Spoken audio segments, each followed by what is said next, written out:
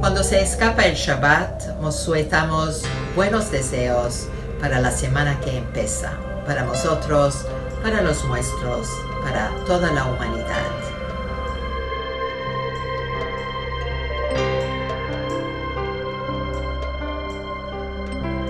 Buena semana hemos tenido, buena semana hemos tenido, buena semana hemos tenido, alegres y sanos. Buena semana hemos tenido, alegres y sanos.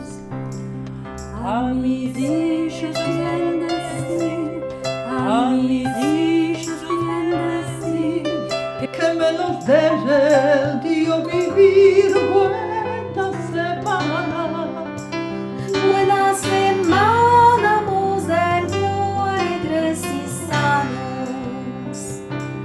Para pagar y ser cosir, para pagar y ser cosir, Para poner el tefelín, buena semana. buena semana hemos tenido, alegres y sanos.